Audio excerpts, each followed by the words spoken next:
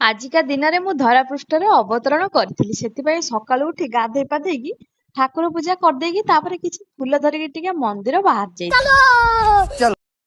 ମୋ ମତରେ ସମସ୍ତେ ସମସ୍ତଙ୍କ ଜନ୍ମଦିନଟିକୁ ବହୁ ଆନନ୍ଦରେ ପାଳନ କରିବା ଆବଶ୍ୟକ। କାହିଁକି ନା କଣ ଅଛି ଜୀବନରେ, ଆଜି ଅଛି କାଲିକି ନଥିବ। ସବୁଦିନ ନହେଲା ନାହିଁ, ଆଟଲିଷ୍ଟ ଗୋଟିଏ ଦିନ ତ ଖୁସିରେ କଟେଇବା। ସେଥିପାଇଁ ମୁଁ ଯାଇକି ପହଞ୍ଚି ଯାଇଥିଲି ଲକ୍ଷ୍ମୀ ନାରାୟଣଙ୍କ ମନ୍ଦିରରେ। ଆଉ ସେଠି ଟିକେ ଧୂପ ଦୀପ ଲଗେଇକି ଠାକୁରଙ୍କୁ ଜୁହାର ହେଇକି ଠାକୁରଙ୍କ ପାଖରେ ଭୋଗ ଲଗେଇ ଦେଇକି ସେ ପ୍ରସାଦକୁ ଆଣିକି ଟିକେ କିଛି ବାଣ୍ଟି ଦେଲି। ସତରେ ଯେକୌଣସି ଦିନ ହେଉନା କାହିଁକି ଭଗବାନଙ୍କୁ ଦର୍ଶନ କଲା ପରେ ମନରେ ଆନନ୍ଦ କିଛି ଅଲଗା ପ୍ରକାର ଆସିଥାଏ। ବାଟରେ ଟିକେ ଗରମା ଗରମ ଚା ପିଇଦେଲୁ। ଆଉ ଜନ୍ମଦିନ ଉପଲକ୍ଷେ ସ୍ୱାମୀଙ୍କର ଦବାକୁ ଥିଲା ମତେ ସରପ୍ରାଇଜ, ସେଥିପାଇଁ ମତେ ନେଇ ଗୋଟେ ଜୁଏଲାରୀ ସପରେ ଛାଡିଦେଲେ। ମୁଁ ବି ଜଲ୍ଦି ଜଲ୍ଦି ବାଛିବାକୁ ଲାଗିଗଲି ଇୟରିଙ୍ଗସ୍। ସନ୍ଧ୍ୟାର ଆଗମନ ହେଲା, ଆଉ ଏକ ନୂତନ ପୋଷାକର ପରିଧାନ ହେଲା। କେକ୍ ଆଣିବା ପାଇଁ ସ୍ୱାମୀଙ୍କ ସହିତ ଡୁଗୁକୁ ନେଇକି ମିଓମାର ଯାଇଥିଲୁ। କେକ୍ ଟି ମହାରାଜ ଡୁଗୁଙ୍କ ପସନ୍ଦର ଆଣିଥିଲୁ।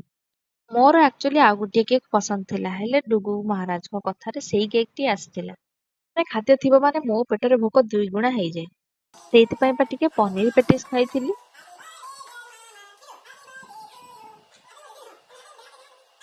Happy birthday to me, happy birthday to ମି।